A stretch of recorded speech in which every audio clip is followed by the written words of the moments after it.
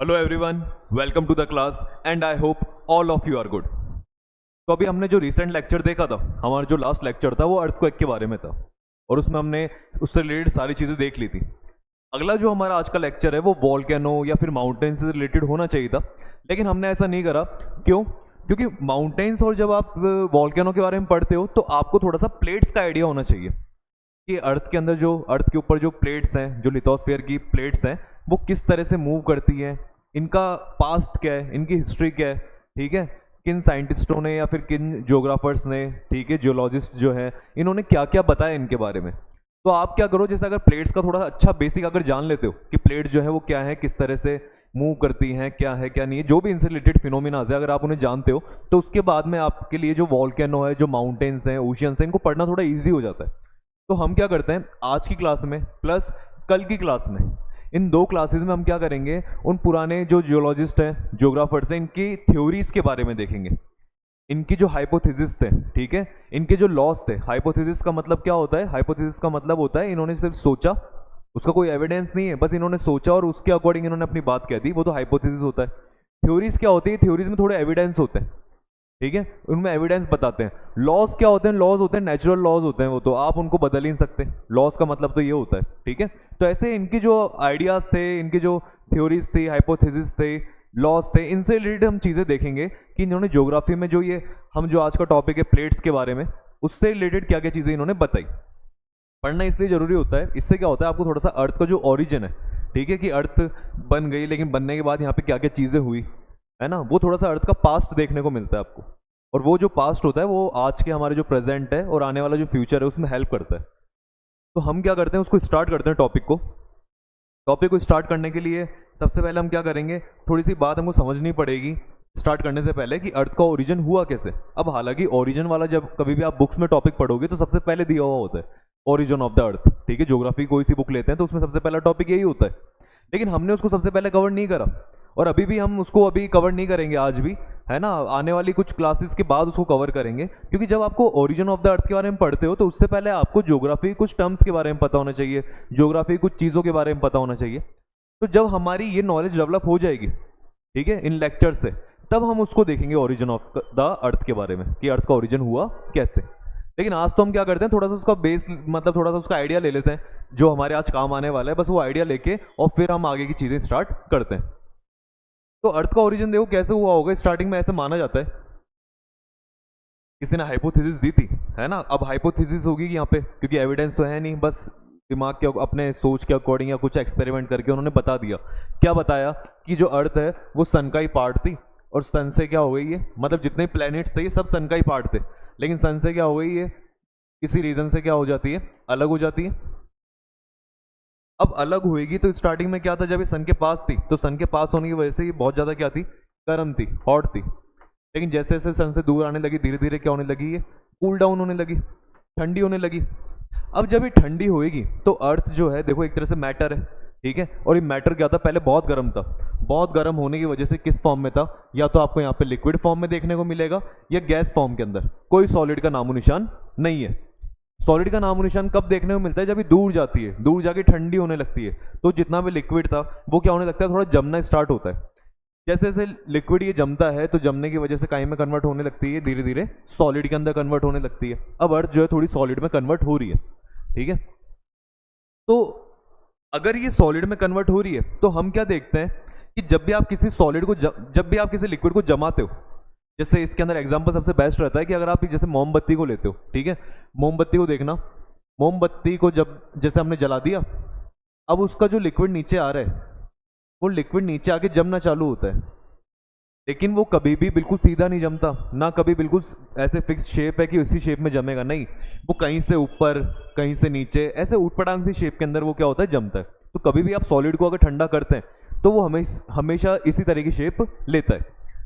तो ऐसा ही हमको क्या देखने को मिला, अर्थ के अंदर देखने को मिला। अर्थ पे क्या हुआ कि अर्थ जब जमने लगी तो इसके अंदर क्या था, वो लिक्विड जो था वो थोड़ी अलग शेप लेने लगा, ठीक है, जैसे इस तरह की।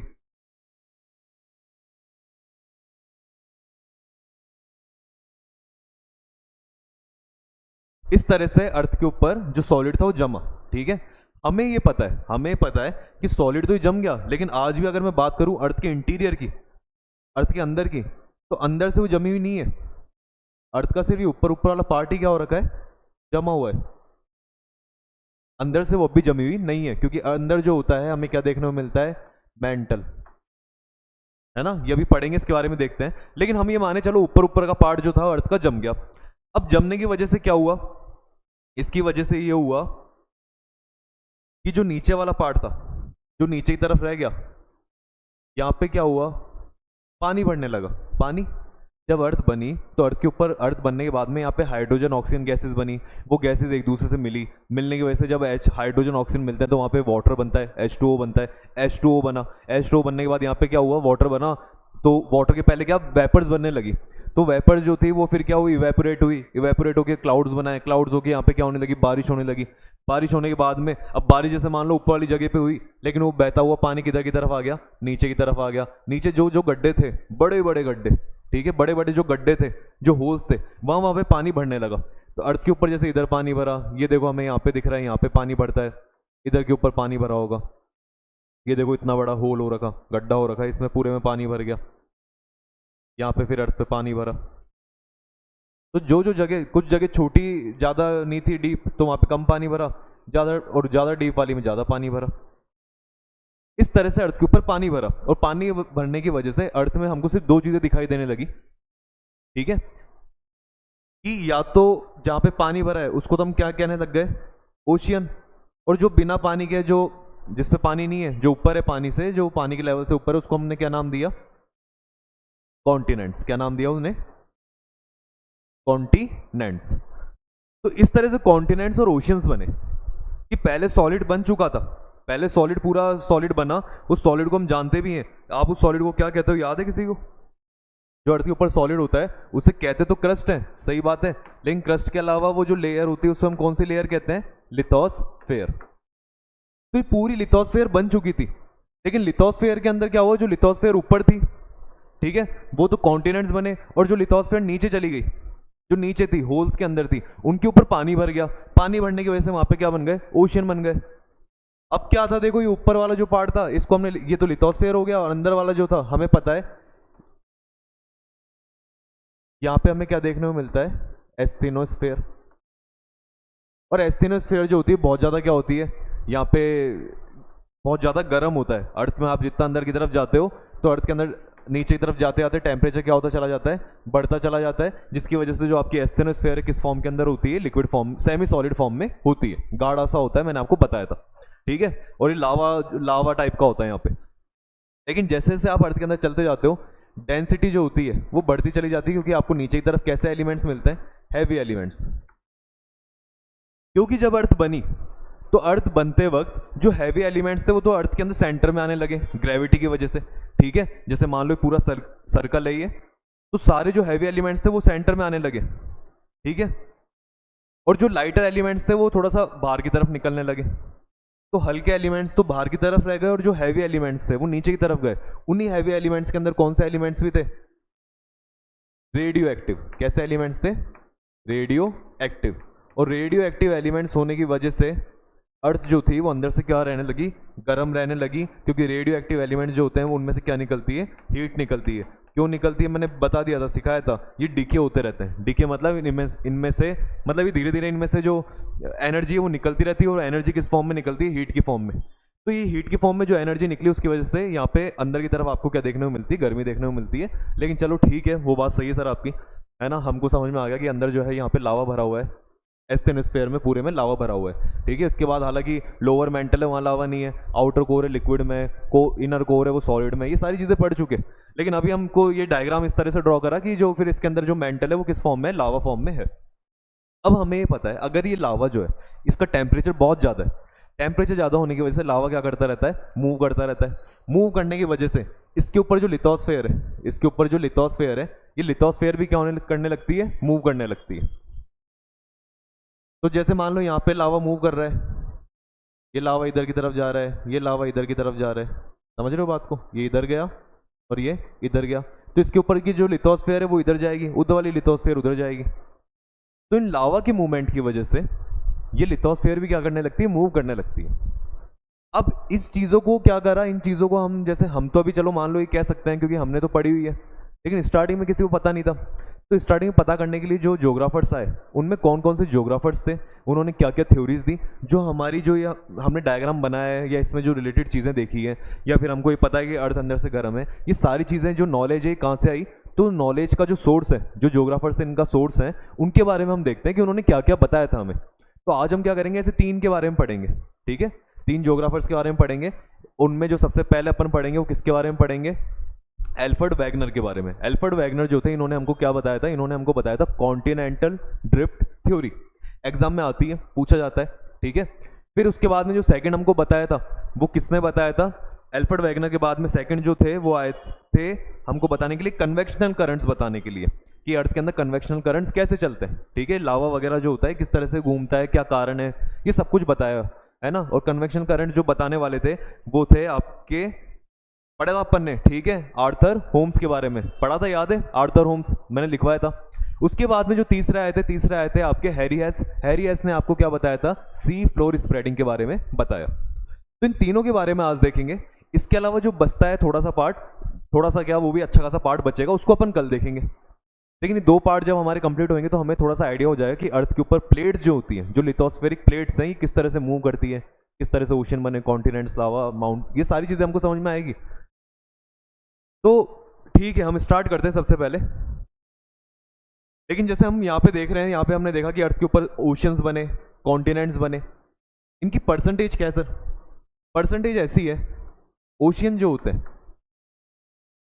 ओशियंस हमारे अर्थ के ऊपर कितना मिलेंगे आपको, 70.8%, ठीक है। कितना मिलेंगे आपको, 70.8%। और जो आपके पास यहाँ पे बचा हुआ क्या रह गए, कॉन्टिनेंट्स, कॉन्टिनेंट जो होते हैं वो आपको कितने मिलेंगे, 29.2%। इतना कॉन्टिनेंट्स है और ओशंस इतने हैं, मतलब ओशंस बहुत सारे, ओशन ज़्यादा है, कॉन्टिनेंट जो है वो कितने से 29.2%। इसके अलावा आप एक और परसेंटेज याद रखो, जो ये कॉन्टिनेंट्स है 29.2%, ठीक है, जो ये कॉन्टिनेंट्स हैं। तो अगर मैं बात करता हूँ जो भी टोटल कॉन्टिनेंट्स है आपके पास में,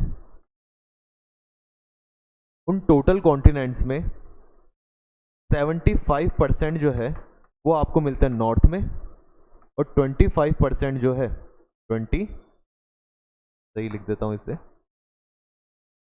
25% जो है वो आपको किधर की तरफ मिलते हैं, साउथ में।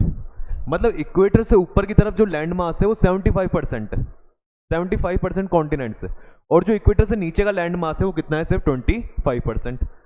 अब इसके क्या कारण है, इसके भी बहुत अलग अलग कारण है, लेकिन हमें चलो उनसे मतलब नहीं है, हमें ये याद रखना है कि 75% आपको नॉर्थ में लैंड मास मिलता है और 25% आपको साउथ में लैंड मास मिलता है।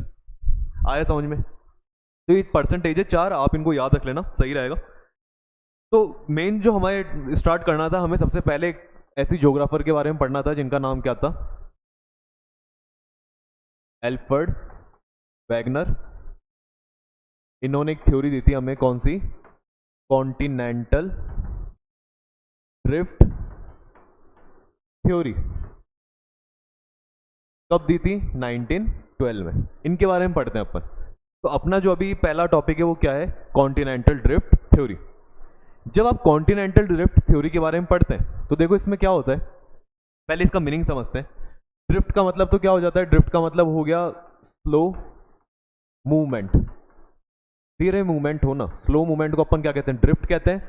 कॉन्टिनेंट हम जानते ही हैं, है ना, जो महाद्वीप होते हैं। और थ्योरी मतलब इन्होंने जो अपनी नॉलेज के अकॉर्डिंग बात बताई, ठीक है, वो इन्होंने थ्योरी बताई। थ्योरी में क्या होता है, मैंने आपको बताया, थ्योरी में थोड़े से एविडेंस भी होते हैं। हाइपोथेसिस जो होती है उसमें एविडेंस नहीं होते, पर थ्योरी में हमें एविडेंस भी मिलते हैं। तो इनके क्या एविडेंस थे वो भी अपन देखेंगे। तो इन्होंने जो कॉन्टिनेंटल ड्रिफ्ट थ्योरी बताई, उस थ्योरी में इन्होंने बताया कि आज आपको जो 7 कॉन्टिनेंट्स दिखाई देते हैं, कि सारे कॉन्टिनेंट्स अलग अलग फैले हुए हैं, सबके बीच में क्या देखने को मिलता है, हमको ओशन देखने को मिलते हैं। ऐसा आज से 25 करोड़ साल पहले, मतलब लगभग 250 मिलियंस ईयर्स अगो, इतना पहले अगर हम देखेंगे तो ऐसा नहीं था। ये सारे कॉन्टिनेंट्स 7 पार्ट में डिवाइड नहीं थे, ये सब क्या थे, एक साथ थे। समझे क्या कहा इन्होंने, कि जो आज आप 7 कॉन्टिनेंट्स देख रहे हो ये सब ऐसे फैले हुए हैं, लेकिन एक टाइम जब था ये सारे साथ थे। लेकिन धीरे धीरे टाइम के साथ में क्या होते गए, एक दूसरे से दूर होते चले गए, दूर होते चले गए, दूर होते चले गए। दूर कैसे होते चले गए, इन्होंने स्पीड जो बताई वो क्या बताई, 2 से 3 सेंटीमीटर पर ईयर। मतलब ये जो कॉन्टिनेंट्स की मूव करने की, इनकी ड्रिफ्ट करने की जो इनका स्लो मूवमेंट है, उसकी स्पीड क्या है, 2 से 3 सेंटीमीटर ही हिलते हैं एक साल में। तो सीधी सी बात है, हमें समझ में आ गया भाई, हमको तो कभी मूवमेंट पता नहीं चलेगा, क्योंकि आप साल भर में सिर्फ इतना बड़ा लैंडमास अगर 2 से 3 सेंटीमीटर ही मूव कर पा रहे हैं, सिर्फ इतना सा मूव कर पा रहे हैं, तो हमको क्या पता लगेगा, बिल्कुल पता नहीं चल सकता। अरे हम इतनी बड़ी अर्थ के अंदर जब इतनी तेज स्पीड से ये रोटेट कर रही है, हमें वो रोटेशन ही पता नहीं चलता, तो ये तो कहाँ से पता लगेगा। तो ये हमको ऐसे पता नहीं लगा, लेकिन फिर इनको क्या देने पड़े, एविडेंस देने पड़े इस बात के बताने के लिए। वैगनर जो थे, वैगनर एक मीटरोलॉजिस्ट थे, ठीक है। मीटरोलॉजिस्ट कौन होते हैं, मीटरोलॉजिस्ट होते हैं जो कि आपके मौसम की जानकारी आपको देते हैं। तो इन्होंने क्या था, ये मौसम की पढ़ाई वगैरह करने के लिए अंटार्कटिका जाते हैं। अंटार्कटिका गए एल्फ्रेड वैगनर, ठीक है, ये एक मीटरोलॉजिस्ट थे।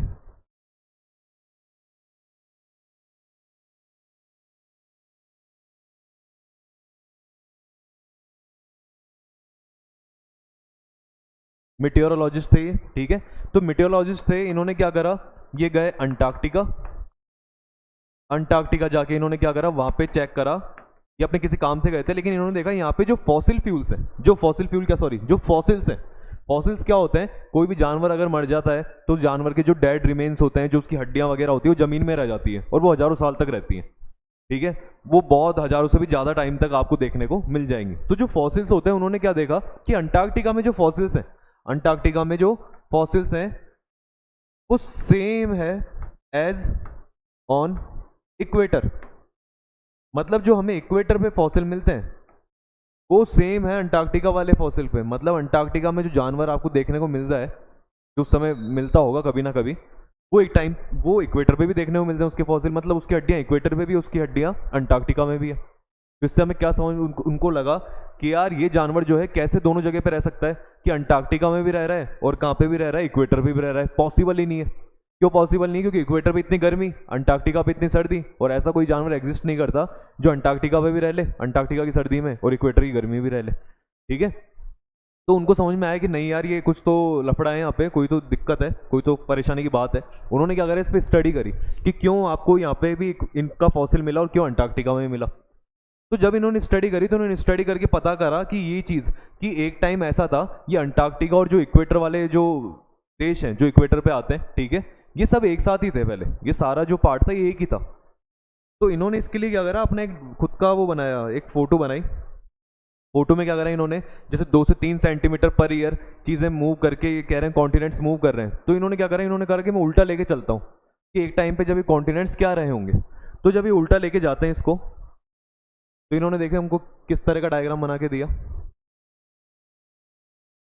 इस तरह का कुछ इन्होंने मैप बना के दिया हमको कि देखो आज के टाइम आपको अर्थ इस तरह से दिखाई देती है। नीचे अंटार्कटिका है, south America, north America, Europe, Asia, Africa, India, Australia, 7 continents आपको इस तरह दिखाई देते हैं। बाकी आपको बीच बीच में ओशन है, पैसिफिक है, अटलांटिक है, इंडियन है, ये सब कुछ दिखाई दे रहा है। लेकिन अगर आप इसको पीछे लेके चलो तो थोड़ा थोड़ा देखो, बैक में आ रहे हैं, लगभग कितना बता रहे हैं हमको यहाँ पे, 100 मिलियन ईयर्स अगो, लगभग 10 करोड़ साल पहले। यहाँ पे 15 करोड़ साल पहले। यहाँ पे कितना आ गया, लगभग 22.5 करोड़ ईयर्स अगो। तो मैं आपको ये कह रहा था, लगभग 25 करोड़ साल पहले वो जब वो पहुंचते हैं तो वो क्या देखते हैं, वो देखते हैं कि यहाँ पे जो ये डेट्स वैसे एग्जैक्ट नहीं है, ऐसे बिल्कुल मत याद रखना 225 मिलियन ईयर्स अगो ही ऐसा होगा, आप लगभग याद रखो 25 करोड़ साल पहले के आसपास की बात है। उस समय हमको क्या देखने को मिला, उस समय हमको देखने को मिला कि सारे जो लैंडमास थे एक साथ थे। उन्होंने एल्फ्रेड वैगनर ने कहा सब एक साथ थे। धीरे धीरे टाइम के साथ में 2 से 3 सेंटीमीटर पर ईयर की स्पीड से धीरे धीरे एक दूसरे से क्या होते गए, अलग होते चले गए। तो हमने कहा ठीक है, आपने सही बात बताई, ऐसा है तो ठीक है, और क्या बताओगे आप, और बताओ हमको कुछ इससे रिलेटेड। उन्होंने कहा कि जो पेंजिया है, ये पेंजिया क्या रखा, उन्होंने नाम रखा एक सुपर कॉन्टिनेंट का। क्या नाम रखा है इसको, कहा सुपर कॉन्टिनेंट। सुपर कॉन्टिनेंट क्यों, क्योंकि एक ही कॉन्टिनेंट एग्जिस्ट करता था उस समय, ये सारे मिलकर एक ही कॉन्टिनेंट बना रखे थे। उस कॉन्टिनेंट का क्या नाम था, पेंजिया। तो आप याद रखना, पेंजिया नाम, सुपर कॉन्टिनेंट को क्या कहा उन्होंने यहाँ पे, पेंजिया का। मैं अब लिखवा भी देता हूँ आपको, सुपर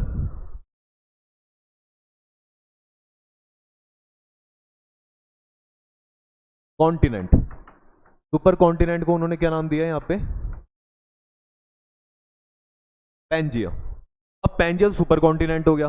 उसके अलावा ये बताओ, ये पूरा जो सुपर ओशियन है, सुपर ओशियन हो गया ये भी, क्योंकि एक ही ओशियन है, इस पूरे ओशियन का नाम भी बता दो, क्योंकि अलग अलग तो होंगे नहीं, अब एक ही ओशियन होगा। सुपर ओशियन को उन्होंने कहा Panthalassa, Panthalassa ocean. Panthalassa ocean, इन्होंने ओशियन को नाम दिया। अब पैंथालासा ओशियन हो गया, पैंजिया सुपर कॉन्टिनेंट हो गया। फिर क्या हुआ, फिर इन्होंने कहा कि देखो ये धीरे धीरे फिर क्या हुआ, डिवाइड हुआ। डिवाइड होने की वजह से क्या हुआ, इक्वेटर से ऊपर वाला पार्ट तो उधर चला गया, ये वाला नीचे आ गया। उन्होंने उनसे पूछा कि भाई डिवाइड होने का कारण क्या है, बोले मेरे को अभी नहीं पता, अभी आप मेरे को बताने दो, और चीज़ बताने दो, ये कारण वारण बाद में बताऊंगा। तो उन्होंने कहा ये पार्ट ऊपर चला गया, ये पार्ट नीचे आ गया। ऊपर जो पार्ट गया उसको हमने नाम दिया लॉरेशिया। क्या नाम दिया उसे, लॉरेशिया। और जो नीचे की तरफ पार्ट रहा उसे हमने नाम दिया गोंडवाना लैंड। क्या नाम दिया, गोंडवाना लैंड। तो ऊपर लॉरेशिया, नीचे गोंडवाना लैंड। अब देखो लॉरेशिया में आपको दिख भी रहा होगा, ये जैसे लॉरेशिया है तो यहाँ पे ये जो है इधर की तरफ ये आपका यूरेशिया हो गया। यूरेशिया मतलब यूरोप और एशिया वाली एक स्लैब है, पूरी एक प्लेट है लिथोस्फीयर की। उसके बाद आपको ये इधर देखने को मिल जाए, ये पूरी लोरेशिया वाला जैसे एक कॉन्टिनेंट देखने को मिल जाए। यहाँ पे आपको इधर की तरफ क्या देखने को मिल जाए, नॉर्थ अमेरिका देखने को मिल जाए। ये आपको साउथ अमेरिका देखने को मिल जाए। ये आपको अफ्रीका देखने को मिल जाए। ठीक है, ये आपको अफ्रीका के बाद में नीचे की तरफ अंटार्कटिका देखने को मिल जाए। ठीक है, अंटार्कटिका के पास में इधर की तरफ क्या देखने को मिला, ऑस्ट्रेलिया देखने को मिला। ये आपको इंडिया देखने को मिल जाए। इसके पास में छोटा सा देखो, अफ्रीका के पास में अगर आपको दिख पा रहा हो, विजिबल हो, ये छोटा सा जो पॉइंट है ये मेडागास्कर है। तो मेडागास्कर भी बहुत पुराना, मतलब यहाँ पे आपको जो फॉसिल्स वगैरह मिलेंगे वो इतने पुराने मिल सकते हैं मेडागास्कर पे। ठीक है, तो और ये जो उन्होंने कहा ठीक है ऐसे डिवाइड हुए, देखो जो अपन ने देखा सारे हमको दिख रहे हैं, हमको लगा यार सही कह रहे हो आप, तो इस तरह से ही सबके नाम है। और उन्होंने कहा जो बीच में यहाँ पे समुद्र बना, इस समुद्र को हम नाम देते हैं। ठीक है, ये जो समुद्र था यहाँ पे, इसको इन्होंने क्या नाम दिया, टेथिस सी। क्या नाम दिया इसको, टेथिस सी। तो तीन नाम याद रखने, सुपर कॉन्टिनेंट था पैंजिया, सुपर ओशियन था पैंथालासा, वहां पे जो समुद्र था उसका नाम क्या था, टेथिस सी था। पैंजिया जो था दो पार्ट में डिवाइड हुआ। पैंजिया कितने पार्ट में डिवाइड हुआ, टू पार्ट्स में डिवाइड हुआ। ऊपर वाला जो नाम था वो तो क्या बना, लॉरेशिया, और नीचे वाला जो था वो क्या बना, गोंडवाना लैंड। और इंडिया जो है वो किसका पार्ट है, गोंडवाना लैंड का। नीचे वाला जो पार्ट है वो इंडिया जिस है ना, गोंडवाना लैंड का पार्ट था नीचे वाला इंडिया। इंडिया में भी हम पढ़ते हैं जब हमको पता लगता है कि इंडिया का जो नॉर्दर्न पार्ट है वो तो यूरेशिया वाला का, यूरेशिया का पार्ट था। और नीचे जो इंडिया का नॉर्दर्न के नीचे है, ठीक है, जैसे एमपी वगैरह, राजस्थान, ये जो इनसे थोड़ा सा नीचे की तरफ आप आते हो, गुजरात वगैरह में, ये सारा किसका पार्ट था, ये था नीचे गोंडवाना लैंड का। तो वो इंडिया को पढ़ेंगे तब समझ लेंगे, लेकिन ये वर्ड अगर वहां पे आ जाए गोंडवाना लैंड तो फिर अब फिर मत घबराना कि ये क्या वर्ड आ गया, समझ जाना गोंडवाना लैंड मतलब इस तरह पैंजिया के जो नीचे वाले थे उनको कहा गया था, और ऊपर वालों को क्या दिया गया था, लॉरेशिया। लॉरेशिया में जो इधर वाली प्लेट थी उसको क्या नाम दे रखा, यूरेशिया। इस तरह की चीज जो थी इन्होंने बता दी एल्फ्रेड वैगनर ने। हमको लगा यार आप बात तो लगभग सही कह रहे हो, क्योंकि आपने अगर इनको सबको जोड़ा है तो सही भी लग रहा है, लेकिन फिर भी हमको एविडेंस दो, एविडेंस तो दो, हमको बताओ ये कैसे आप इसको बात को आप अपनी सही प्रूव कर रहे हो। तो आप ये चीज याद करना, याद करने के बाद आपको क्या करना पड़ता है, आपको ये पढ़ना पड़ता है कि भाई हम इनके अब एविडेंस को देखेंगे कि इन्होंने हमको क्या क्या एविडेंस दिए। एविडेंस इन्होंने कहा चलो मैं देता हूं आपको कुछ एविडेंस देता हूं, ठीक है। इन्होंने कहा लो पहला एविडेंस पकड़ो, पहला है जिगसॉ फिट। ये क्या है जिगसॉ फिट, एक जिगसॉ पजल आती है। जिगसॉ पजल में क्या होता है, वो एक पजल गेम आता है जिसके अंदर हम क्या करते हैं, टुकड़े होते हैं उनके ऊट पटांग सी शेप होती है और हमको उनके अंदर फिर उनको फिक्स करना होता है, ठीक है, उसको जिगसॉ गेम कहा जाता है। और ऐसे इन्होंने कहा जिगसॉ फिट देखने को मिलता है मेरे को। जिगसॉ फिट कैसे, उन्होंने बताया कि अगर आप कॉन्टिनेंट्स के अंदर सबको साथ लेकर आ रहे हो तो देखो मेरे को इस तरह का जिगसॉ फिट देखने को मिला। इसमें क्या हो रहा है, जो अफ्रीका है और जो साउथ अमेरिका है ये देखो ऐसे फिक्स हो पा रहे हैं एक दूसरे के अंदर, जैसे पजल में फिक्स करते हैं अपन, इस तरह से फिक्स हो पा रहे हैं। तो इन्होंने कहा देखो पहला एविडेंस है जो कि प्रूव कर रहा है कि भाई मैं क्या कर पा रहा हूँ। इन्होंने कहा मैं देखो ये सारे कॉन्टिनेंट्स है ना, इनको सबको ऐसे जिगसॉ फिट कर पा रहा हूँ, जिगसॉ पजल के अंदर फिट कर पा रहा हूँ। तो मतलब ये कहीं ना कहीं एक दूसरे का पार्ट रहे हैं। अगर ऐसा नहीं होता तो एक दूसरे में फिट भी नहीं बैठते, पर देखो सारे फिट बैठ रहे हैं। उन्होंने ये पहली बात कही तो हमको लगा यार हाँ एल्फ्रेड जी आपकी बात तो सही है, आपकी थ्योरी तो सही होती जा रही है। फिर इन्होंने कहा चलो मैं आपको दूसरा सबूत भी देता हूँ। दूसरी जो इन्होंने बात कही, इन्होंने कहा अपन दूसरा कौन सा वाला अपन लेते हैं, चलो टिलिट का, टिलिट डिपॉजिट। टिलिट क्या होते हैं? टिलिट होते हैं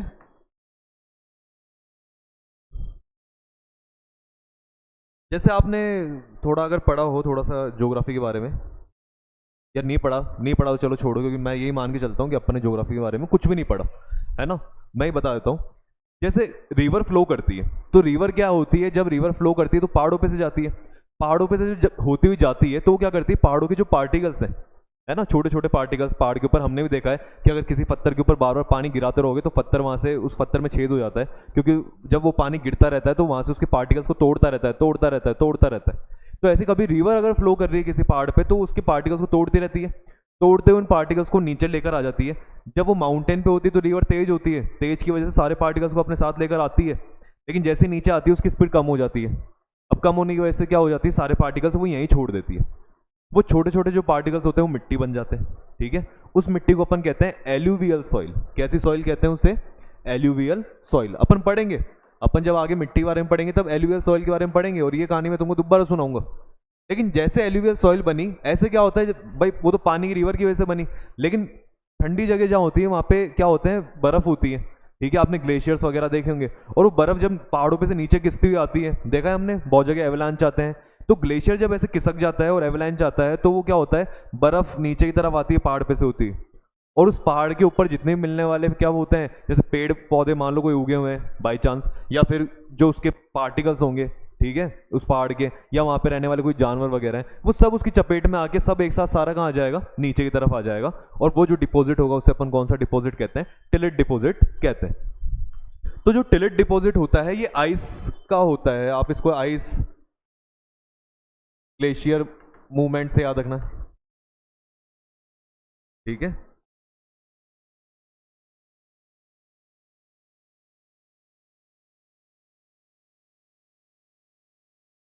याद रखोगे, आइस ग्लेशियर मूवमेंट की वजह से ही ऐसा कुछ देखने को मिलता है ना। हालांकि टिलिट डिपॉजिट भी अपन पढ़ेंगे, आगे आएगा वो, लेकिन अभी इसको इतना से याद रखो। तो टिलिट डिपॉजिट क्या हुआ, इन्होंने देखा कि इसको देखो डायग्राम से और समझते हैं, इसको समझ में आएगा हमें।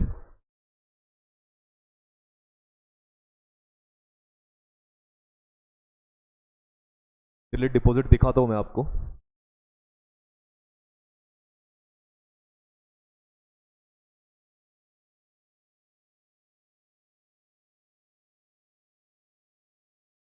दिख रहा है आपको? ठीक है। इसमें देखो इन्होंने कहा कि अगर ये सारे जो थे ये एक साथ थे, पहले एक साथ का मतलब है अफ्रीका, ये साउथ अमेरिका का नीचे वाला पार्ट, इंडिया का आधा पार्ट, ऑस्ट्रेलिया का थोड़ा नीचे का पार्ट, और नीचे ये पूरा अंटार्कटिका। मतलब इनमें सब में क्या था, एक समय था जब पूरे पे बर्फ जमी हुई थी, क्योंकि नीचे पोल की तरफ आते थे। क्या जमी हुई थी इन पे? बर्फ जमी हुई थी, क्योंकि किधर की तरफ थे? पोल की तरफ थे। और पोल की तरफ अगर बर्फ जमी हुई थी तो इन सब पे जमी हुई थी। अब सब पे अगर बर्फ जमी हुई है तो वहां पे ग्लेशियर्स के मूवमेंट हो रहे होंगे, ठीक है। हर जगह पे टिलिट डिपॉजिट्स हो रहे होंगे। तो हमें पता लगा जो टिलिट डिपॉजिट आपको कहाँ पे देखने को मिल रहे हैं, अंटार्कटिका में देखने को मिल रहे हैं। वही आपको कहाँ पे देखने को मिल रहे हैं, साउथ अमेरिका में, वहीं अफ्रीका के नीचे, वहीं इंडिया वाले पार्ट में, वहीं ऑस्ट्रेलिया वाले पार्ट में। प्लस हमें ये भी पता लगा कि जब आइस एज था, जब इन सब पे जो बर्फ जमी हुई थी, उस बर्फ जमने का, है ना, उस आइस के जमने का जो पीरियड था वो भी सबका सेम था, जो उनका टाइम था सबका सेम टाइम था, ठीक है। मतलब अगर फॉर एग्जांपल मैं तुम्हें अगर बताता हूँ, जैसे अगर 20 करोड़ साल पहले यहाँ पे अगर बर्फ जमी हुई थी, हम कहते हैं कि इंडिया के नीचे वाले पार्ट में 20 करोड़ साल पहले बर्फ जमी हुई थी, तो हमें पता लगता है कि सिर्फ इंडिया में नहीं था, 20 करोड़ साल पहले अफ्रीका के नीचे वाले पार्ट, साउथ अमेरिका के इधर वाले पार्ट में, अंटार्कटिका में और ऑस्ट्रेलिया में भी क्या था, बर्फ जमी हुई थी। तो इनका टाइम पीरियड सबका सेम कैसे हुआ? तो उन्होंने बताया ऐसे हुआ, ठीक है। तो हमको लगा यार आपकी ये जो टिलिट डिपॉजिट वाली बात है ये भी सही होती है, आपकी थ्योरी तो सही होती जा रही है। टिलिट डिपॉजिट के अलावा हमको एक और कोई चीज़ बता दो। उन्होंने कहा और चीज़ समझनी है तो तुम फिर से फॉसिल फ्यूल को फॉसिल्स को पकड़ो। फॉसिल को कौन से, इसकी बात करी उन्होंने थर्ड में, फिर से फॉसिल्स की। फॉसिल्स के लिए उन्होंने कहा फॉसिल्स में जैसे कोई एक जानवर है, मैसोसोरस, ठीक है। ये एक वो था जैसे डायनासोर टाइप का, मैसोसोरस था। मैसोसोरस के लिए उन्होंने कहा कि मैसोसोरस के जो फॉसिल्स है ना, अभी हमने क्या देखा था, इधर ये साउथ अमेरिका था, और इधर ये अफ्रीका था, और जिक्सॉ के अंदर फिट बैठे हुए थे। उन्होंने कहा मेसोसॉरस के जो फॉसिल्स हैं, मतलब इस डायनासोर के जो फॉसिल्स थे, वो हमको साउथ अमेरिका में इधर की तरफ भी देखने को मिलते हैं और अफ्रीका में इधर ही देखने को मिलते हैं।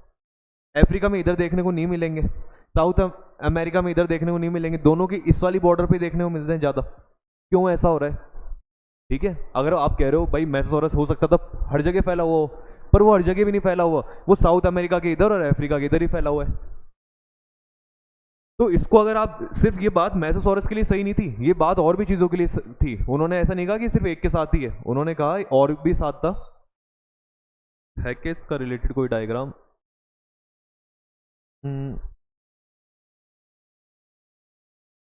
का डायग्राम शायद मैंने दिया ही नहीं। ठीक है, इसको आप वैसे याद रखो, वो इसमें आया नहीं, डाउनलोड तो किया था उसको। हाँ, इसमें आया नहीं वो, कोई बात नहीं। वैसे हमको समझ में आ गया, जैसे मैंने इस पर यही डायग्राम में बता दिया कि साउथ अमेरिका में इधर की तरफ, अफ्रीका में इधर की तरफ जो फॉसिल्स थे मेसोसॉरस के, ऐसा जरूरी नहीं सिर्फ मेसोसॉरस के साथ था, और भी डायनासोर्स थे या फिर कोई पेड़ ऐसे थे, प्लांट उस तरह के थे जिनके फॉसिल्स जो है आपको अलग अलग कॉन्टिनेंट्स पे देखने को मिल जाते हैं। ठीक है, और थर्ड के बाद में जो फोर्थ बात उन्होंने कही, फोर्थ एविडेंस जो हमको दिया वो बताया कि आपको दो तरफ माउंटेन्स मिलते हैं। जैसे कि आप कोई से भी एग्जांपल्स ले लेते हैं, दो कॉन्टिनेंट्स के कोई से माउंटेन्स ले लो आप यहाँ पे। इन्होंने जो लिया वो लिया कि एप्लेशियंस जो माउंटेन है, ठीक है, एप्लेशियंस माउंटेन जो है आपको कहाँ देखने को मिलते हैं? अमेरिका में, और थोड़ा सा कनाडा में भी देखने को मिल जाएगा। ये जो अमेरिका वाले एप्लेशियन माउंटेन्स हैं और स्कैंडिनेवियन कंट्री के जो माउंटेन है, स्कैंडिनेवियन कंट्री के जो माउंटेन है, इन दोनों माउंटेन की जो रॉक्स हैं, जिनकी चट्टानें हैं, वो दोनों सेम है, ये इन्होंने कहा। अब दोनों रॉक सेम कैसे हो सकती है? क्योंकि ये बिल्कुल अलग कॉन्टिनेंट पे और ये बिल्कुल अलग कॉन्टिनेंट पे।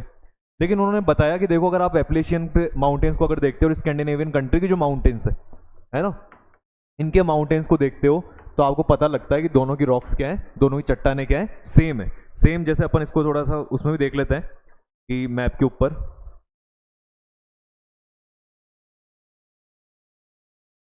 ये देखो मैप दे रखा, मैप के अंदर एप्लेशियन माउंटेन किधर है, ये आपको मिलते हैं इधर की तरफ, ठीक है, इधर की साइड में। नहीं सॉरी, ये कनाडा में बना दिया मैंने।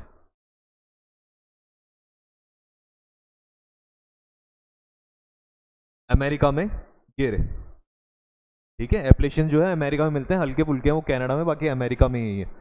और इसके अलावा आप जब देखते हो स्कैंडिनेवियन कंट्री, वो ये रही, तो इसके माउंटेन और इसके माउंटेन की जो रॉक्स है देखो कितने दूर दूर है, ठीक है, कोई लेना देना नहीं है कुछ भी, इवन लैटिट्यूड्स में भी ऊपर नीचे आ रहे हैं, लेकिन फिर भी दोनों की रॉक्स क्या है? सेम है। अब सेम कैसे हो सकती है? वो उन्होंने बताया था कि जब पास्ट था, पास्ट के टाइम पे दोनों जो पार्ट्स थे वो एक दूसरे से क्या थे? कनेक्टेड थे।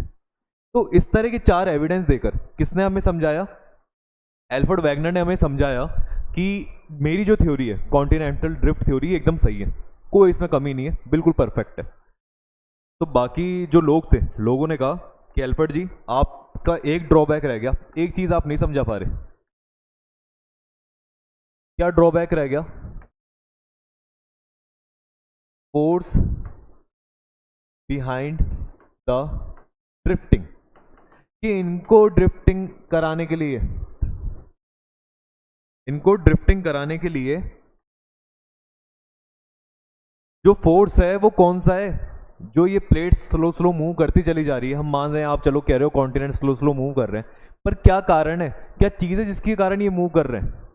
ठीक है, तो उन्होंने जो कहा, उन्होंने तो सिर्फ इतना सा कह दिया कि मूव इसलिए कर रहे हैं क्योंकि जो प्लेट्स होती हैं, है ना, जो लिथोस्फेरिक प्लेट्स हैं, इनमें जो एलिमेंट्स होते हैं वो लाइटर होते हैं, और जो नीचे की तरफ है वो क्या है? डेंसर है, और लाइटर जो है डेंसर के ऊपर क्या कर रही है? मूव कर रही है। पर इन्होंने कहा नहीं, हमको तो ये कोई जम रही नहीं है बात, आपकी बात समझ में नहीं आ रही है ना, आप क्लियर एविडेंस नहीं दे रहे, कोई चीज़ नहीं बता रहे एक्चुअल में। तो इन्होंने कहा ठीक है, मेरे को बोले इतना ही पता था, मेरी अब जिंदगी पूरी हो चुकी है इनके बारे में पता करते करते, अब ज़्यादा और पता मैं नहीं कर सकता। तो इन्होंने चार एविडेंस देके छोड़ दिया, और अपना इनको ड्रॉबैक मिल गया कि यार जो एल्फ्रेड वैगनर है वो बता नहीं पा रहा कि क्यों ड्रिफ्ट कर रहा है।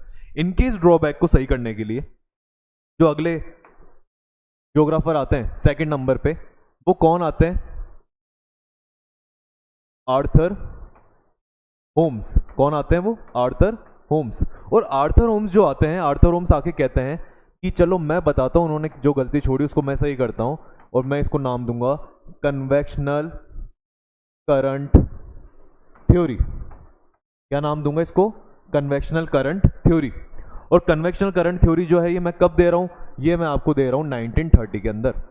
तो जो आर्थर होम्स थे इन्होंने अपनी कन्वेक्शनल करंट थ्योरी दी 1930 में, और ये बताने की कोशिश करी कि ये जो प्लेट्स जो हैं, ये जो कॉन्टिनेंट्स के ऊपर की जो प्लेट्स हैं मूव कर रही है, जो कॉन्टिनेंट्स मूव कर रहे हैं, इनके मूव करने का कारण क्या है? क्या फोर्स है, क्या वो चीज़ है जो इनको मूव करा रही है? हमें हालांकि पता है, हमें पता है वो जो नीचे की एस्थेनोस्फेयर है उसमें जो लावा है वो मूव करा रहा है, लेकिन उस समय नहीं पता था। उस समय बात किसने बताई? आर्थर होम्स ने बताई। आर्थर होम्स ने कहा कि अर्थ जो है वो अंदर से क्या है, बहुत ज़्यादा हॉट है, क्योंकि इसके अंदर क्या मिलते हैं? Radioactive elements. Radioactive elements inside earth. इसकी वजह से क्या होता है? जितना भी मैटर है, matter in semi solid form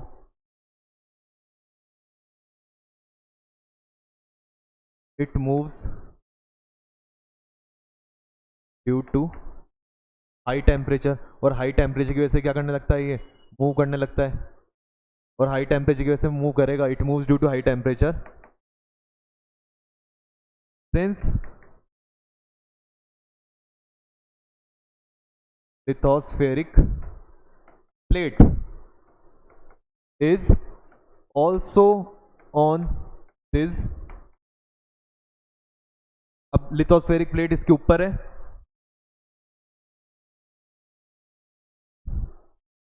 that's why it also moves.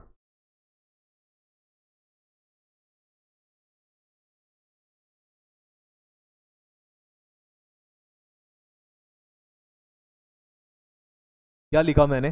मैंने वही जो अपन पढ़ रखे हैं, हालांकि क्योंकि हमें पता है अर्थ के अंदर जाते हो तो आपको रेडियो एक्टिव एलिमेंट्स मिलते हैं। ये रेडियो एक्टिव एलिमेंट्स में से क्या निकलती रहती है? हीट निकलती है। इस हीट की वजह से जो भी मैटर है वो सारा सेमी सॉलिड फॉर्म में आ गया। सेमी सॉलिड फॉर्म में आने की वजह से ये सेमी सॉलिड जो है ये हिलता रहता है, मूव करता रहता है, क्योंकि वहाँ पे टेम्परेचर क्या है, बहुत ज़्यादा है। और रेडियो एक्टिव एलिमेंट्स में इनसाइड द अर्थ है जिस, और वो क्या होते रहते हैं? डीके होते रहते हैं। पढ़ा था अपन ने, बता रखी सारी चीज़ें, ठीक है। ये तो यहाँ पे दोबारा से एक तरह से डिवीजन में आ गया। फिर वो मूव करते रहते हैं तो उसके ऊपर जो लिथोस्फेरिक प्लेट है, जो प्लेट्स रखी हुई है इसके ऊपर, वो भी इस molten form, since lithospheric plate is also on this molten form of matter. ये जो मोल्टन फॉर्म है, जो अंदर का लावा है मोल्टन फॉर्म में पिघला हुआ जो है, उसके ऊपर लिथोस्फेरिक प्लेट है। तो ये लिथोस्फेरिक प्लेट क्या होती है? That's why it also move. तो लिथोस्फेरिक प्लेट भी क्या करने लगती है? मूव करने लगती है, क्योंकि नीचे का लावा जो मोल्टन फॉर्म है वो भी क्या कर रहा है? मूव कर रहा है। तो ये हमने पढ़ रखा है। ये जो ऑर्थर होम्स है इसकी कहानी हमने जान रखी है, पहले पढ़ चुके, लेकिन फिर दोबारा मैंने आपको दोबारा कंप्लीट पूरी बात इसकी बता दी। तो इसने कहा ये मूव करती रहती है प्लेट्स। प्लेट जो मूव करती है, तो कभी कभार प्लेट्स के मूव करने के तीन तरीके हो सकते हैं, ठीक है। मैंने आपको बताया था, याद हो, कि प्लेट्स या तो एक दूसरे की तरफ आती हैं, या एक दूसरे से दूर जाती हैं, या वो एक दूसरे के घिसते हुए निकलती हैं, ठीक है। तो इन्होंने तीन चीजें बताई कि जो मूवमेंट होते हैं,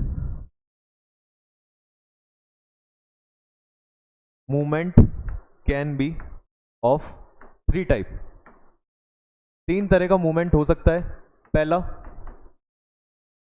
कन्वर्जेंस, कन्वर्जेंस का मतलब एक दूसरे के पास आना। सेकंड डाइवर्जेंस, एक दूसरे से दूर जाना, मतलब प्लेट या तो एक दूसरे के पास आ रही है लावा की वजह से, या लावा दूर जा रहा है तो प्लेट्स भी दूर जा रही है, ठीक है। प्लेट्स खुद के हिसाब से मूव नहीं कर रही है, वो लावा जैसे मूव कराएगा ना वैसे मूव करेगी। लावा दूर जा रहा है, प्लेट दूर जाएगी। लावा पास आ रहा है, प्लेट पास आएंगी। पास आई तो कन्वर्जेंस, दूर गई तो डाइवर्जेंस। पास आई तो बना माउंटेन्स, ठीक है, दूर गई तो बने ओशियन बेसिन। ओशियन बेसिन क्या होता है? जो ओशियन से अगर आप उसमें नीचे उतरे, नीचे पहुंच जाओ, बिल्कुल नीचे आके खड़े हो जाओ, तो जिस फ्लोर पे आप खड़े हो नीचे ओशियन के, उसको ओशियन बेसिन कहा जाता है। और तीसरा उन्होंने कहा, या फिर क्या होती है वो,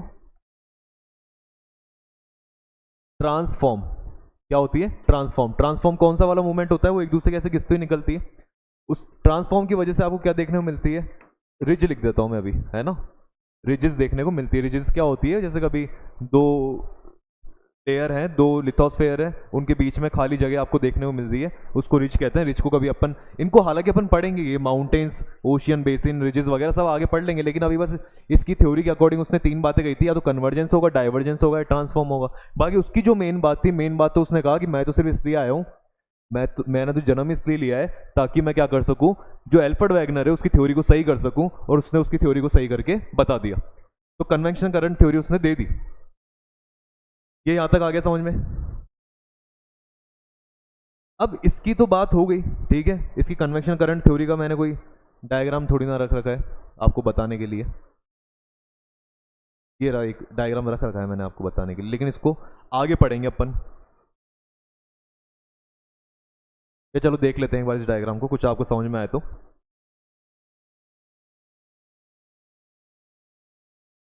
या नहीं, आगे देखते हैं इसके डायग्राम। अब कन्वेक्शन करंट थ्योरी इन्होंने बता दी, ठीक है, आर्थर ओम्स ने, लेकिन आर्थर ओम्स की कन्वेक्शन करंट थ्योरी आ गई, कॉन्टिनेंटल ड्रिफ्ट थ्योरी आ गई। इन दोनों थ्योरीज को थोड़ा सा इनकी हेल्प लेते हुए या इनको और सपोर्ट करते हुए जो थर्ड थ्योरी आई, जो इन दोनों की बातों को सपोर्ट कर रही थी, वो थ्योरी थी सी फ्लोर स्प्रेडिंग। क्या थ्योरी थी वो? Sea floor spreading. देने वाले कौन थे, बताने वाले कौन थे? हैरी हैस। कौन थे? हैरी हैस। हैरी हैस ने बताई, और कब बताई इन्होंने? ये 1960 के अंदर। तो 1960 के अंदर हैरी हैस ने भी अपनी थ्योरी दी सी फ्लोर स्प्रेडिंग, ये बताने के लिए कि जो कॉन्टिनेंटल ड्रिफ्ट थ्योरी है, जो ये आर्थर ओम्स की कन्वेक्शनल करंट थ्योरी है, मैं इसको सपोर्ट करता हूँ, ठीक है। और देखो एक चीज थोड़ी सी मैंने वहां पे रह गई, वो कन्वेक्शनल वर्ड से याद आया मेरे को। कन्वेक्शनल का मतलब क्या होता है, इसको भी आप समझ लो। देखो जैसे वहां पे ड्रिफ्ट बढ़ता है, ऐसे करंट आ गया, करंट का मतलब होता है फास्ट मूवमेंट। कैसा मूवमेंट? Fast movement. तो ये लावा जो होता है हीट की वजह से फास्ट मूवमेंट करता है। कॉन्टिनेंटल ड्रिफ्ट में ड्रिफ्ट था स्लो मूवमेंट, यहाँ पे करंट है फास्ट मूवमेंट। वहां पे कॉन्टिनेंटल ड्रिफ्ट था, कॉन्टिनेंट का मतलब हमें पता था। यहाँ पे कन्वेक्शनल का मतलब क्या है? कन्वेक्शनल का मतलब क्या होता है, आप लिख भी लेना।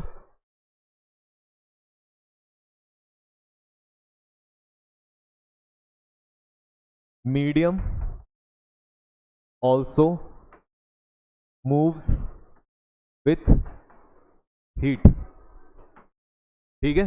देखो कभी हम क्या करते हैं, जैसे फॉर एग्जांपल अपन जब सब्जी बना रहे होते हैं, तो सब्जी बनाते वक्त क्या होता है, जो चम्मच होती है, उस चम्मच से सब्जी को हिला रहे होते हैं। थोड़ी देर बाद हम क्या देखते हैं कि चम्मच होती है हमारे हाथ में, वो भी गर्म हो जाती है, ठीक है। वो गर्म क्यों हो रही है? क्योंकि जिसमें आप खाना बना रहे हैं वो खुद गर्म है। फिर जिस चम्मच को आपने उसमें क्या कर रखा है, जो भी चम्मच उसमें डाल रखी है, वो चम्मच क्या हो रखी है, वो यहाँ तक गर्म हो गई चम्मच। इसका मतलब आपको समझ में आता है कि जो हीट है वो यहाँ से ट्रेवल करती है, किधर की तरफ आ रही है? ऊपर की तरफ आ रही है। लेकिन ऐसा थोड़ी ना होता है कि जो उसके अंदर सब्जी है वो ट्रेवल, वो सब्जी जो गर्म है सब्जी है, वो भी ऊपर की तरफ आ रही है ट्रेवल करती। ऐसा नहीं होता। जब सिर्फ हीट ट्रेवल करती है, जब सिर्फ हीट ट्रेवल करती है, उससे अपन कहते हैं कंडक्शन। ओनली हीट ट्रेवल्स, उसमें सिर्फ हीट ट्रेवल करती है। लेकिन कन्वेक्शन, कन्वेक्शन में क्या होता है, जो कन्वेक्शनल है या कन्वेक्शन, कन्वेक्शन में क्या होता है, मीडियम भी ट्रेवल करता है खुद के साथ में। जैसे वो सब्जी थी, अगर वो सब्जी गर्म हो गई, खुद सब्जी चलना चालू कर दे और चम्मच आपके हाथ में आ जाए सब्जी निकल के उसमें से, तो आप उसको क्या कहोगे कि फिर वहां पे कंडक्शन देखने को नहीं मिलता, वहां पे क्या देखने को मिलता है? कन्वेक्शन देखने को मिलता है। अभी कन्वेक्शन सब्जी वगैरह में हमको देखने को नहीं मिलता, पर हमको जमीन में लावा में देखने को मिलता है कि जब लावा गर्म होता है तो लावा क्या करता है? मूव करता है गर्मी के कारण। तो हीट की वजह से मूव करा।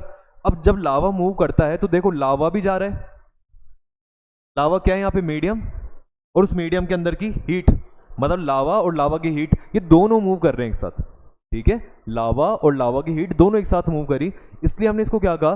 कन्वेक्शनल का। यहाँ पे कन्वेक्शन हो रहा है।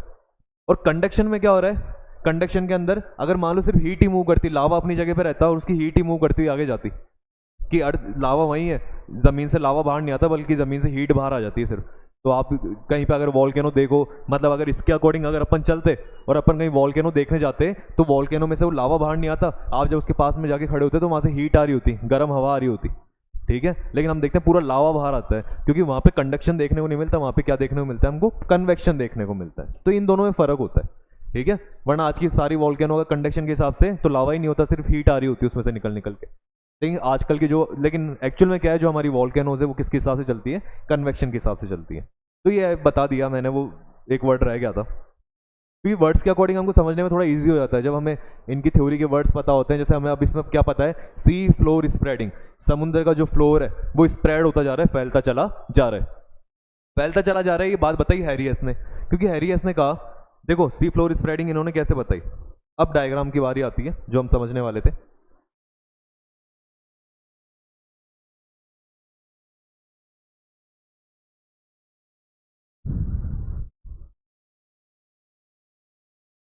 ये विजिबल है आपको, क्लियर? या इसको और बड़ा करा जाए?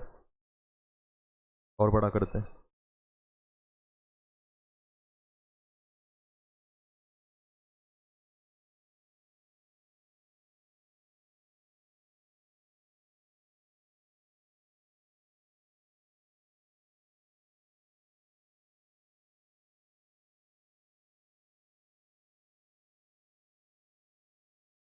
ठीक है, विजिबल है, हाँ विजिबल है।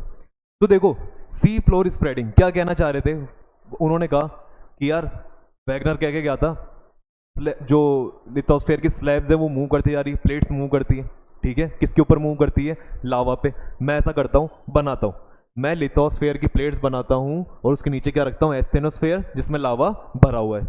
अच्छी बात है, ठीक है। सेकंड चीज उसने कहा कि एस्थेनोस्फेयर बना दी, ऊपर लिथोस्फेयर डाल दी।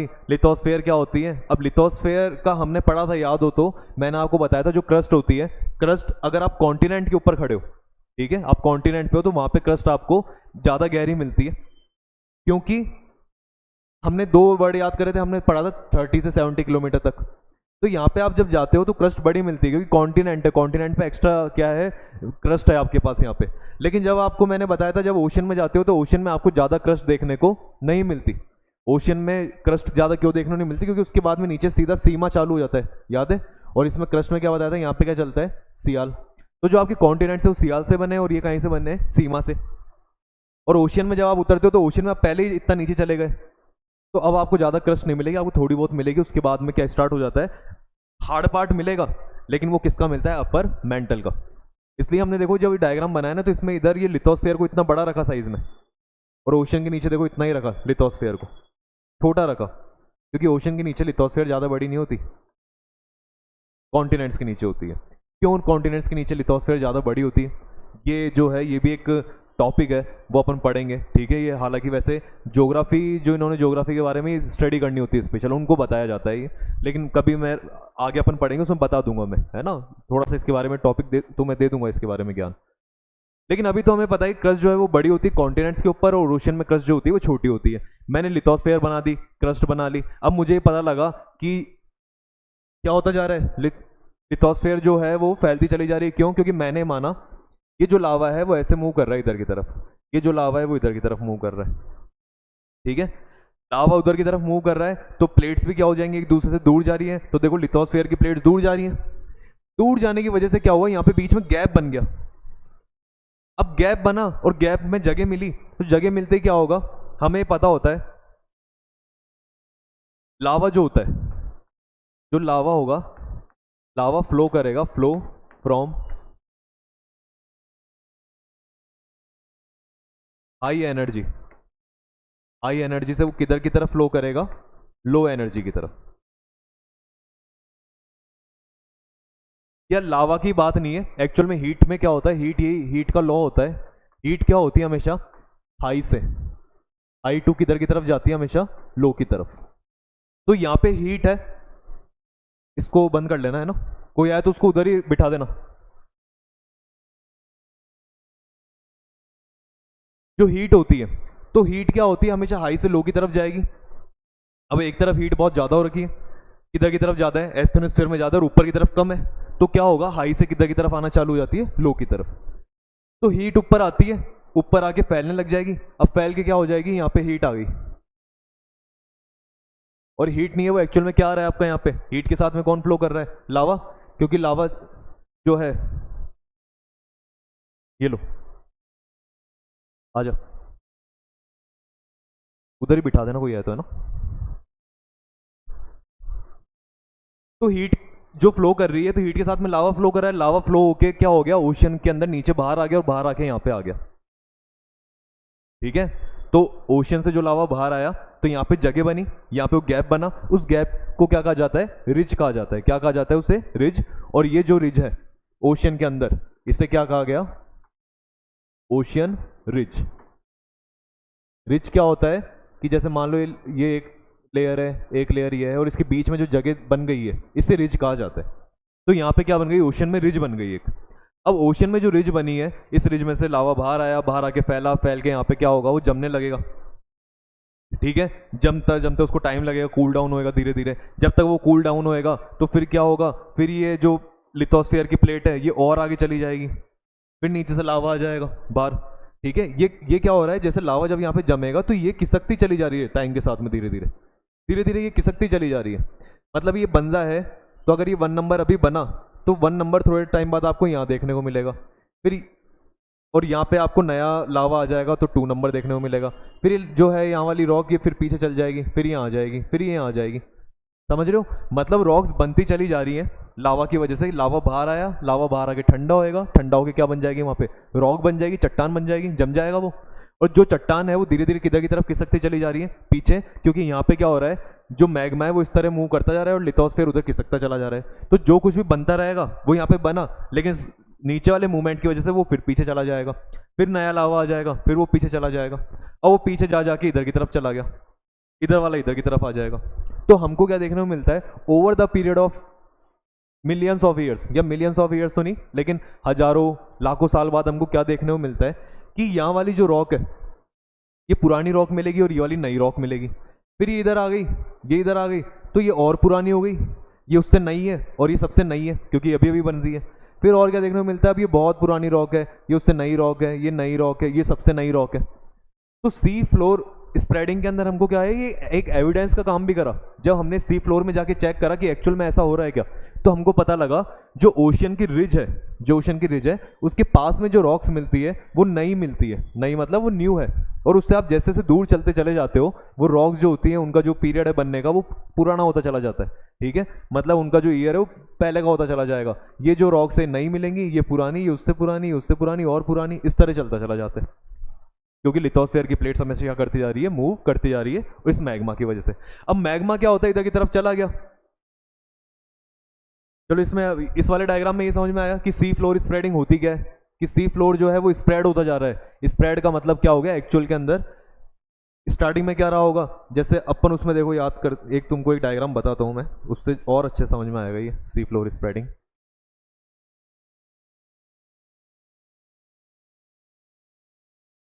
और जैसे हमको इसका बेस समझ में आया थोड़ा सा,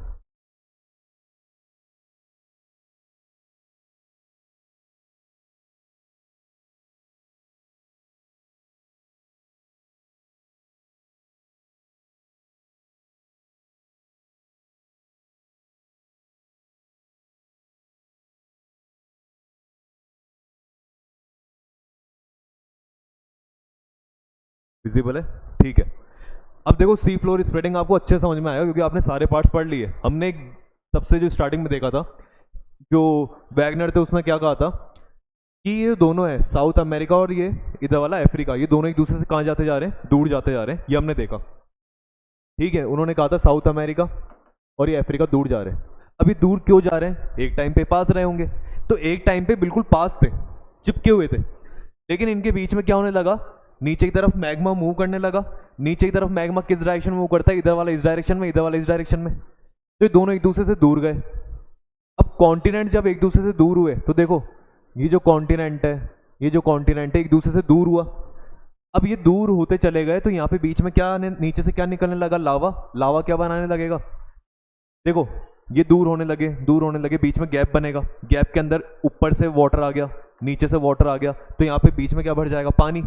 तो हमको क्या लगेगा थोड़े हजारों साल बाद कि साउथ अमेरिका और अफ्रीका के बीच में तो क्या है, ओशियन है। क्या दिखने को मिलेगा, लाखों साल बाद हमको क्या लगेगा कि यहाँ तो ओशियन है, पर एक्चुअल में पहले क्या थे, पास थे, पास होके वो दूर हुए, दूर होते ही बीच में जो गैप आया उसमें क्या भर गया, कि पानी भर गया।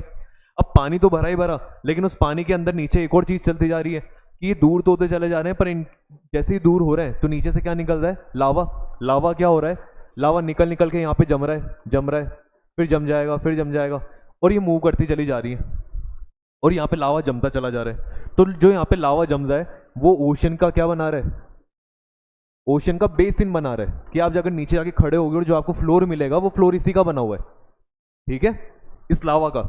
लेकिन क्या बात है कि जब आप रिच के पास में खड़े हो तो वो फ्लोर अभी अभी बना है, और रिच से जितना दूर जाते जाओगे तो पता चलेगा कि फ्लोर उतना ही पुराना होता चला जा रहा है। और क्या हो रहा है, ये देखो नीचे जो यहाँ पे ये लिथोस्फेयर की स्लैब है, जो प्लेट है, ये प्लेट मूव कर रही है लावा की वजह से, लावा की वजह से मूव करके इधर आ रही है। अब इसको एक और चीज समझते हैं, देखो ये हालांकि मैं बाद में भी सिखाऊंगा तुम्हें, लेकिन अभी इसको देखो जानते हैं होता क्या है। यहाँ पे देखो दोनों, इधर वाली जो प्लेट है, इधर वाली जो प्लेट है ये कॉन्टिनेंट की है, और ये जो प्लेट है ये किसकी है, ओशियन की। कॉन्टिनेंट की जो प्लेट होती है वो लाइट होती है, हल्की होती है, ओशियन वाली क्या होती है, हैवी होती है। अरे ये हैवी कैसे हो सकती है सर, अरे मैंने तुम्हें बताया इसके अंदर सीमा मिलता है, सीमा हैवी होता है, सियाल जो होता है लाइटर होता है, और कॉन्टिनेंट ऊपर है, जितना अर्थ में नीचे जाओगे तो आपको क्या मिलते हैं, उतने हैवी एलिमेंट्स मिलते हैं। तो कॉन्टिनेंट तो ऊपर ही है, तो लाइटर एलिमेंट से बना है, हैवियर एलिमेंट से कौन बना हुआ है, आपके ओशन के बेसिन। अब जो ओशन का बेसिन हैवी है तो क्या होता है, जब ये जाके इस प्लेट से टकराता है, किस प्लेट से, इधर कॉन्टिनेंट वाली प्लेट है, इधर ओशन, जब एक दूसरे से टकराएंगे तो टकराने की वजह से क्या होगा, ये जो प्लेट है किधर की तरफ जाना चालू हो जाती है, नीचे की तरफ, कॉन्टिनेंट से नीचे की तरफ दबना चालू होती है, क्योंकि हैवी प्लेट है, हैवी की वजह से किधर चल जाएगी, ये नीचे, है ना। और कॉन्टिनेंट वाली हल्की है तो वो ऊपर ही रह जाती है। अब हैवी होने की वजह से जैसे ही यहाँ नीचे गई तो देखो ये इतना नीचे पहुंच जाती है कि लगभग इसको फिर दोबारा क्या मिलने लग जाती है, नीचे से हीट मिलने लग जाती है, दोबारा से क्या मिलने लग जाएगी, हीट, क्योंकि किधर की तरफ दब गई है, नीचे की तरफ। अरे इस डायग्राम को देख लेते हैं स्पेशल जूम करके, ठीक है। तो ये प्लेट किधर की तरफ चली गई, नीचे, नीचे जाके फिर इसको हीट मिली, हीट मिलने की वजह से प्लेट दोबारा पिघलेगी, और पिघलने की वजह से दोबारा क्या बन जाएगा, यहाँ पे लावा बन गया, लावा। तो देखो जो मदर अर्थ है, जो हमारी अर्थ है, उन्होंने खुद को बैलेंस कैसे करा, उन्होंने बैलेंस ऐसे करा कि यहाँ से जो लावा निकला वो लावा तो ऊपर यहाँ पे एक नई प्लेट बनाएगा ओशियन की बेसिन की, लेकिन जो पुरानी प्लेट है वो देखो उसका लास्ट वाला पार्ट जो है वो कॉन्टिनेंट्स वाली प्लेट के नीचे चला गया, और नीचे जाके यहाँ पे पिघल गया, और पिघल के दोबारा क्या बन गया, लावा। तो जितना लावा यहाँ से बाहर निकल रहा है उतना ही लावा इधर दोबारा बनता चला जा रहा है, और इस तरह से अर्थ ने खुद को बैलेंस करके रख रखा है कि जितना लावा निकलेगा उतना ही नया लावा बनता चला जाएगा, ठीक है। तो ये लावा दोबारा यहाँ पे बन गया। हालांकि जैसे कॉन्टिनेंट की प्लेट इससे टकरा रही है, ये नीचे की तरफ जा रही है, तो यहाँ पे हमको ट्रेंचेस देखने को मिलते हैं, यहाँ पे माउंटेन देखने को मिलते हैं, वो सारी चीज़ें हैं वो पढ़ेंगे अपन उस वाले टॉपिक के अंदर। लेकिन अभी हमें सिर्फ ये समझना है कि सी फ्लोर स्प्रेडिंग क्या होती है। सी फ्लोर स्प्रेडिंग हमको समझ में आ गया, और हमको ये भी समझ में आ गया कि लावा जो है खुद को क्या करके चलता है, बैलेंस करके चलता है। जैसे हमें दिख रहा है ये प्लेट खिसकती जा रही है, लेकिन इधर नीचे चली जाएगी कॉन्टिनेंट वाली के नीचे, और नीचे आगे फिर से कहीं में कन्वर्ट हो जाएगी लावा में।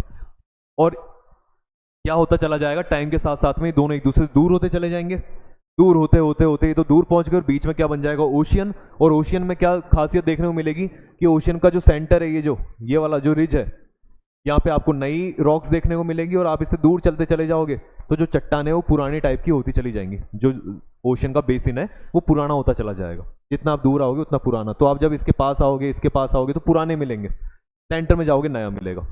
हमने चेक कर रखा है, एविडेंस है, एविडेंस जो है इसका, ठीक है।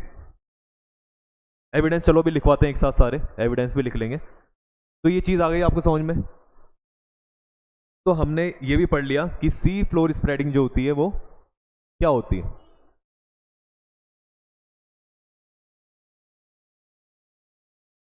सी फ्लोर स्प्रेडिंग हो गया। सी फ्लोर स्प्रेडिंग को देखो इस तरह से समझ सकते हैं अपन टुकड़ों के अंदर, अगर हम इसकी टाइमलाइन को देखें कि कैसे फैलते चला जाता है टाइम के साथ साथ में। ज़्यादा छोटा रह गया ये डायग्राम।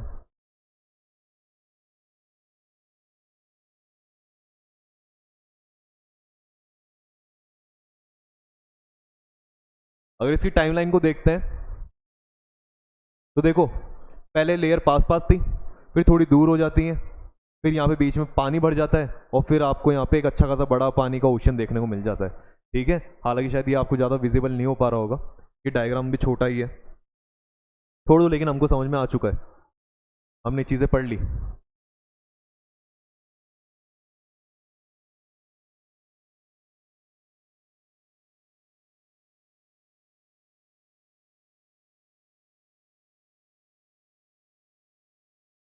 तो ये सब कुछ पढ़ लिया, और कोई डायग्राम इसमें बचते नहीं है। एक आपको जैसे बताता हूँ मैं, एक और ये समझाता हूँ कि अफ्रीका में क्या होता जा रहा है। अफ्रीका में ऐसी रिज बनती चली जा रही है आज के टाइम पे। एक जो मॉडर्न एग्जाम्पल है वो ये अफ्रीकन रिज है। अफ्रीका में जब देखते हैं तो अफ्रीका में क्या है, ये जो इधर वाली साइड्स हैं यहाँ पर ये रिज फॉर्म होती चली जा रही है। मतलब इधर वाली प्लेट जो है ये उधर की तरफ खिसक रही है और ये वाली प्लेट इधर खिसकती जा रही है। अगर प्लेट्स खिसक रही है तो इनके बीच में गैप बनेगा। गैप के अंदर हमको क्या देखने को मिलेगा, सबसे पहले उसमें पानी भरेगा, ठीक है। नीचे से क्या निकलती चली जाएंगी, लावा आता रहेगा। लावा उस ओशियन का, जो वहाँ पे ओशियन बनेगा उसका क्या बनाता रहेगा, बेस बनाता रहेगा। तो यहाँ पे ओशियन बन जाएगा, ओशियन का बेस बन जाएगा। और इस तरह से आप अगर लाखों साल बाद देखोगे, अब आपको ये जो अफ्रीका का ये पार्ट है ये अलग देखने को मिलेगा। तो इसको कहते हैं अफ्रीकन, जो अफ्रीकन है ना, अफ्रीका है। अफ्रीका में क्या हमको देखने को मिल रही है, रिफ्ट वैली देखने को मिल रही है। ये जो रिफ्ट वाला ये सी फ्लोर स्प्रेडिंग है अफ्रीका का, इसका एक अच्छा एग्जाम्पल होता है। तो हमने ये सारी चीज़ें देख ली। बात आती है इसके एविडेंस की। तो एविडेंस में इसने पहला एविडेंस दिया कि एक तो आप जब सी फ्लोर पे जाना और सी फ्लोर के अंदर क्या होगी, ड्रिलिंग करना। ड्रिलिंग मतलब वहाँ पे जाते हो ड्रिल करने जब समुद्र के तल बिल्कुल नीचे ओशन बेसिन में, तो वहाँ जाके आप चेक कर लेना चाहते कि जो नई रॉक्स हैं वो आपको पास में मिलेंगी, ठीक है। रिच के पास में न्यू रॉक्स होंगी, और जैसे आप इससे दूर जाओगे ओल्ड हो जाएगी, फिर क्या हो जाएगी, वेरी ओल्ड मिलेगी आपको। इधर भी आपको क्या मिलेगी, न्यू मिलेगी। न्यू के पास में कैसी मिलेगी, ओल्ड मिलेगी। ओल्ड के पास में कैसी मिलेगी, वेरी ओल्ड मिलेगी। पढ़ ली अपन ने ये सारी चीजें, है ना। तो एक तो सी फ्लोर ड्रिलिंग इसका एविडेंस है। और इसका सेकंड एविडेंस कौन होता है, सेकंड एविडेंस इसका होता है पैलियो मैग्नेटिज्म। पैलियो मैग्नेटिज्म क्या कहता है, पैलियो मैग्नेटिज्म कहता है कि अर्थ के ऊपर जब आप स्टडी करते हो मैग्नेट्स के बारे में, ठीक है, कि अर्थ की हिस्ट्री में मैग्नेट कैसी रही, क्योंकि हमें पता है जो अर्थ है वो इसके अंदर मैग्नेट होती है। एक पूरा जो अर्थ है ये पूरा एक मैग्नेट की तरह बिहेव करता है। तो इसकी मैग्नेटिक प्रॉपर्टी के बारे में जब आप स्टडी करते हैं, पुराने टाइम में कैसी रही होगी, अभी के टाइम पे कैसी है, तो वो सारा किस में आता है, पैलियो मैग्नेटिज्म से। और इसके एविडेंस में ये बात भी सही साबित होती है कि एक तो सी फ्लोर ड्रिलिंग से हम चेक कर लेते हैं कि हाँ आपकी बात बिल्कुल सही है, ठीक है हैरियस, आपने एकदम सही बताई है सी फ्लोर स्प्रेडिंग।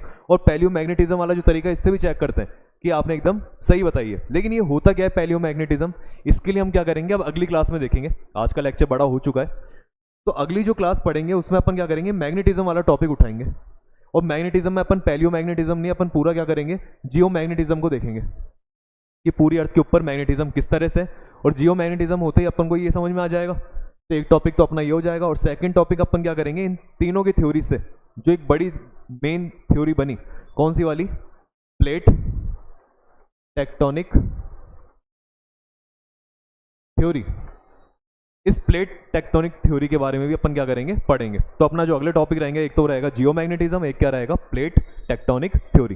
तो इन दोनों को अगले लेक्चर में देखेंगे। तब तक आप क्या करना, ये जो अपन ने पढ़ा है आज के तीनों जो थ्योरीज पढ़ी है इनका रिवीजन करना, ठीक है। नोट्स बना लेना अच्छे से, कहीं से आपको कुछ नॉलेज मिले तो उसको देख लेना। बाकी इसका जो बेस था बिल्कुल, जो सारी चीज़ें थी वो हमने कवर कर ली, है ना। एक्स्ट्रा कुछ ज़्यादा पढ़ने की जरूरत नहीं पड़ेगी आपको, तो मत ही पढ़ना, सफिशिएंट रहेगा ये। इनसे ज़्यादा क्वेश्चंस भी पुटअप नहीं करे जाते, बस हमको इनकी थ्योरीज का आइडिया होना चाहिए। और बेसिक क्वेश्चन तो क्या बनता है कि इनकी थ्योरीज का नाम पूछ लेता है, किसने दी थी वो पूछ लेता है, या ज़्यादा पूछ लेगा उन्होंने अपनी थ्योरी में बताया क्या था, वो सारी चीज़ें हमने कवर कर ली।